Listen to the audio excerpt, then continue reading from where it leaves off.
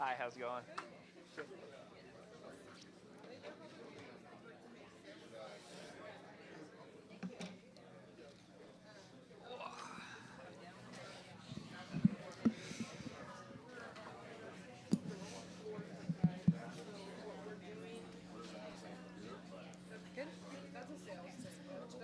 All right, everyone, we're going to roll into our first media availability of the day. We're now joined by Michael McDowell, driver of the number 34 Front Row Motorsports Ford.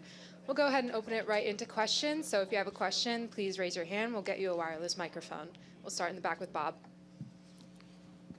Bob Parker, Fox Sports. Did the turn 11 wall, does that change any sight lines and or how you might have to race somebody if you're side by side? Yeah, visually, it didn't. I mean, it looks different, but it didn't change anything as far as what you could see, around the corner, kind of what you're targeting and aim for. So that part of it was fine. I think the only concern as far as racing is just being side by side if somebody doesn't leave your room and pinches you down into the wall. I mean, for the most part, all of us yesterday were trying to give ourselves a little bit of room off of it, which I think that'll be kind of the trend. You'll see guys probably get a bit more aggressive trying to get closer if there's more grip down there, but there's so much grip on the new pavement that you're not having to get super, super close like you would kind of looking for new asphalt because it's all new asphalt. But there's concern for sure if, you're inside somebody and they run you tight and you're all the way up against the wall, what could happen? Yeah. Bob. So if you're on the inside and somebody runs you tight, before you might hit the tire and turn in, now there's nowhere to turn in. So would you just turn into the guy who is pinching you down? Like, I'm curious, is there less incentive for the driver on the outside to pinch somebody down because they might just bounce off the wall and come back into them? Yes and no. I think, more than anything, it gets jammed up in there, right? Like when somebody does get in too deep and kind of runs into the side of somebody, kind of stacks everything up. I think the biggest concern for the inside car is just less about getting into the barrier as it is just clipping your tire and bending your toe length there, Obviously, you're not going to make heavy contact with it, but it's only going to take a little bit to grab the tire and kind of rip it out of your hand. So I think you'll just come off the brake, and the guy on the outside will have to give you a little bit of room. Come to the back. Kevin Coble, Access Sacramento. Hey, so other than that area, Dana, what about this surface of the new track? Is there good places for the new surface for the new car up there on the top of the hill? Or is there anywhere on the track that you think you're going to have issues with and tire wear in the track? How's that going to be for you? Yeah, so we saw some tire wear sort of, I wouldn't say issues, but concerns yesterday, but nothing that's not pretty typical for road racing. I mean, the asphalt and the surface itself, I mean, obviously it's way faster, but still feels like Sonoma. Still feels like you're fighting the same things you always fight. It's just everything's a little bit better and you're just going a little bit faster. The brake zones you can challenge a bit more.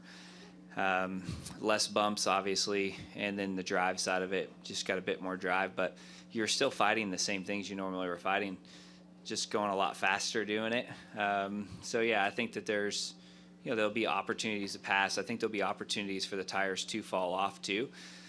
And maybe not as extreme as we've seen here in the past where, you lose 2 or 3 seconds over a run. But I think if you lose a second or a second and a half, maybe even 2 seconds on the high end, then you'll see comers and goers through the field. So I think your long run speed will still matter. It's not going to be as important as we've seen in years past, but it'll still be important. Yep. We'll come up here, and then we'll go over to Jeff and Mark. Cameron Richardson, NASCAR.com. Michael, given that there's only one more road course left in the regular season, you've shown speed at, almost every track this season, but how much value goes into today's qualifying session for your season? Yeah, a ton, right? These are opportunity weekends for us, and we know that. But I think what I've learned sort of over the last few years in particular with having faster cars and being in contention more often is that just go out there and do your job and don't overthink it and don't put too much extra pressure on yourself. And I think that we have a car today that will have a shot at the pole. It's hard to tell from practice just because not everybody was on the same page as far as what they were doing with tires and whether they were making a mock run or a race run. And then you throw in the mix of everybody having a night to digest the data, work through the setups, and make changes today. You know, it's going to be a very different racetrack, and guys are going to have different race cars today too. So, but yesterday I felt like we were close. We had speed to contend, and we just got to put ourselves in position. You know, no different than we did at Indy. We felt strong there. I think we qualified 4th or 5th, so, you know, we weren't sitting on the pole, but felt like we had a strong car. And then obviously in the race it worked out that way too. So you just got to do it. You know, you just got to put yourself in position and hope that you execute all day long and everything goes your way. And you know, today is important for sure. And Saturdays and qualifying in particular have been very important all year. And we've seen it with, you know, this car in particular. It matters quite a lot. So everywhere we go, it's important to qualify well. And I'm proud of that effort that we've had this year. I don't know exact number, but I think 10 times we made it to the second round this year, so it's pretty good. We just got to capitalize on it on Sunday when it counts. Go to Jeff. There's no natural cautions at COTA this year, and then even last year, this race here almost had a chance to go caution-free. And, you know, the way that this car raced on road course, it just doesn't seem like there's a lot of accidents likely. Are teams starting to plan that direction? Like, do you start to, in your strategy meetings, go, all right, it's probably going to run, you know, green for the most of this, so we have to do this? Or do you still have to leave yourself open to in case stuff happens at a random time? Yeah, that's a great question. I think we've seen less cautions for sure, like you said, but you remember last year too, we didn't have stage breaks, right? So that always adds to those stage breaks, potentially add cautions, right? Because everybody's bunched up again. You have restarts, you have mixed strategy too, right? So you got old tires and new tires, and so it can create some drama that would create some cautions. So I think though that this year, even though it might not totally make sense for everybody, is you would think that the slick surface and the fall off would be a recipe for more cautions, but I feel like the new asphalt and a lot of grip and having to challenge yourself and charge really hard will cause more mistakes. I think there'll be more mistakes tomorrow because you're just pushing qualifying laps every lap and you're trying to get the most out of it, and it's easy to overstep it. It's kind of like what we talked about with Bristol with the tire fall off. Like, typically to be good here in the race, you have to run 80%, and at 80% you're not really making mistakes. You're just trying to take care of the tires and drive straight off the corner. And tomorrow you'll be running 100% every lap. And I think that anytime you do that, there's a good chance that you'll make more mistakes. So We'll go to Mark and then stay up front. Mark Garrow, PRN. Michael, you said a moment ago, you know, don't put too much pressure on, just do your job. How hard is it to keep that mentality? We're in the second half of the regular season.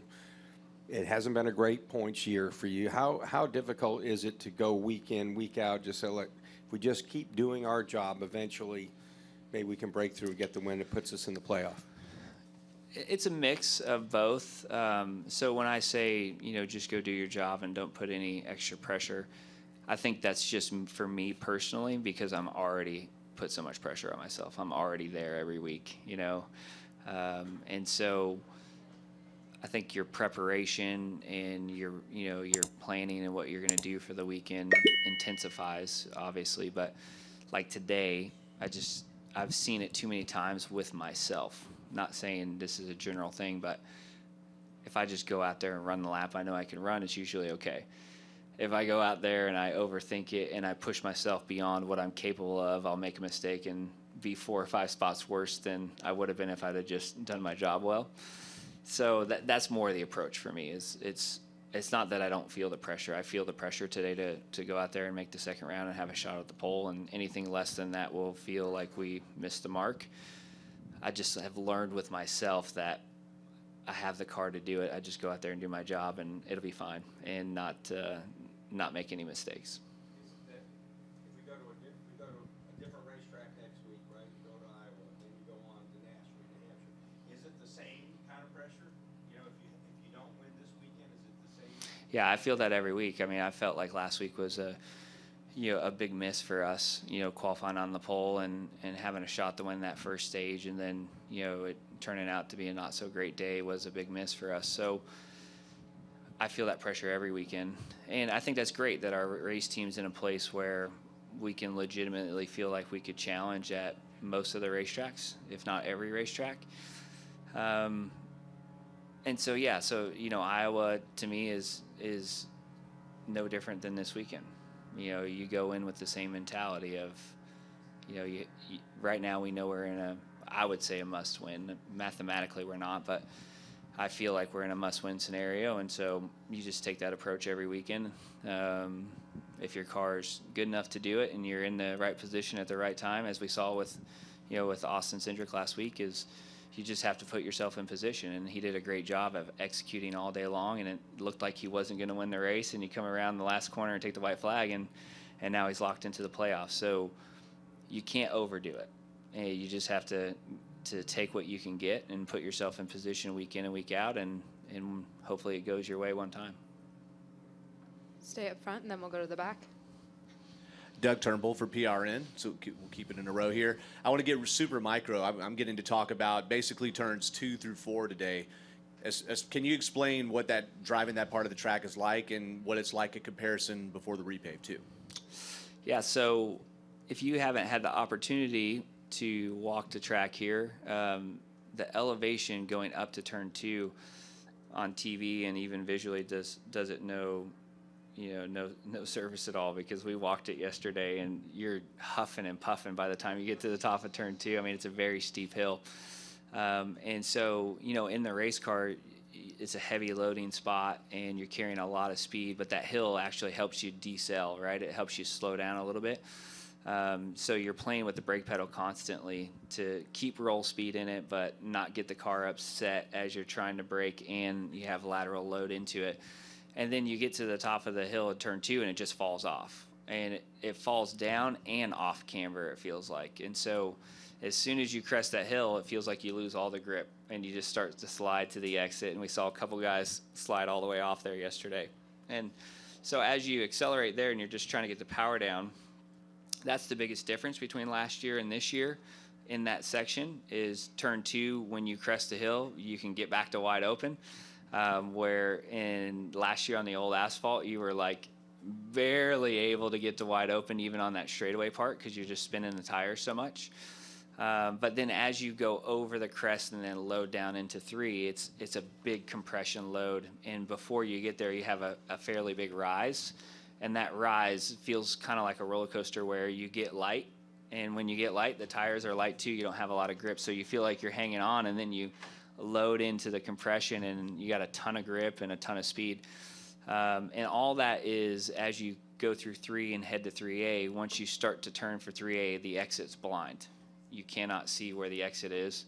And so muscle memory and just visual memory, you're just trying to place your car in the right spot with the right momentum. So as you get to the top of the hill, you're not too far out wide and in the dirt there. So it's a fun racetrack from that standpoint. A lot of elevation, a lot of blind corners, but different sensations too, as you crest hills and as you load into corners. So it's a fun racetrack. Go to the back.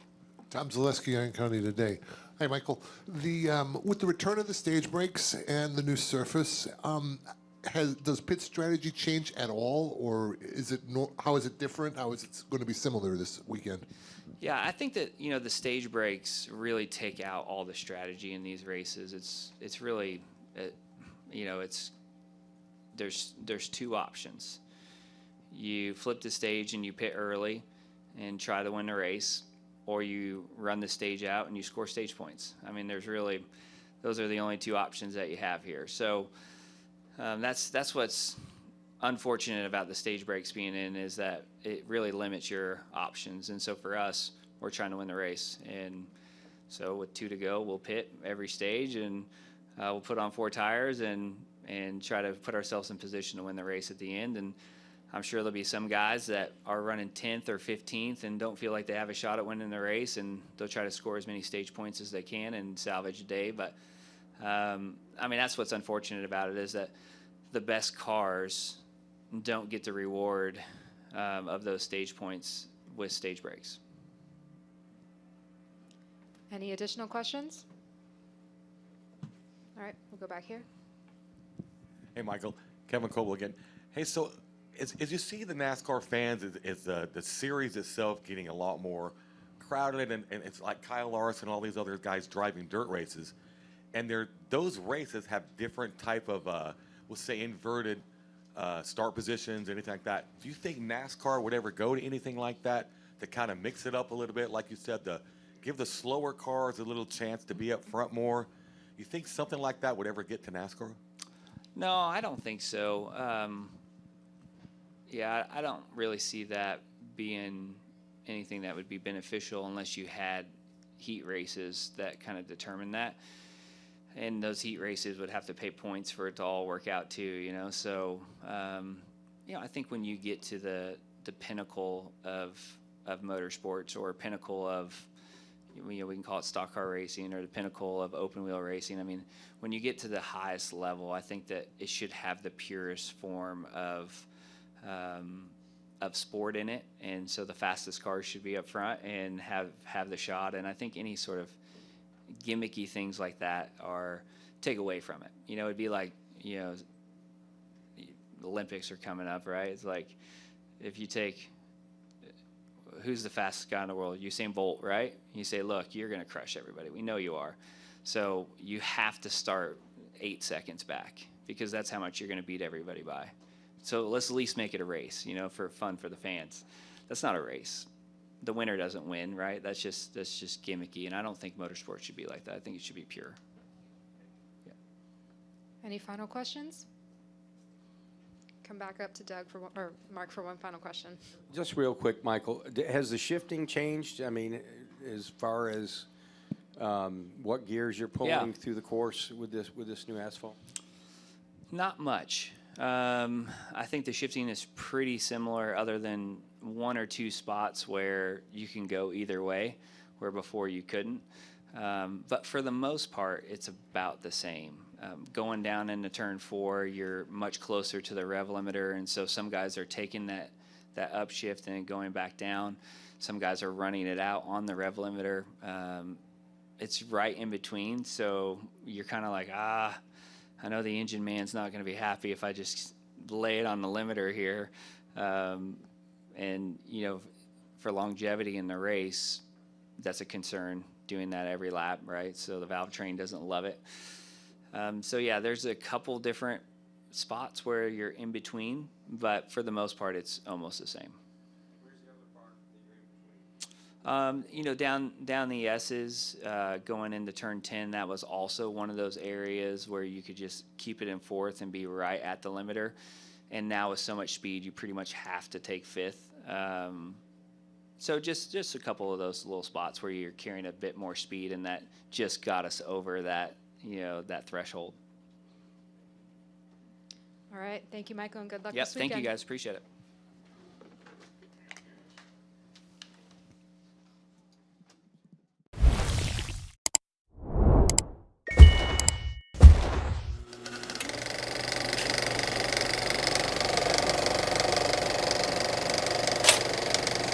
All right, there's the checkered flag. Great job, driver.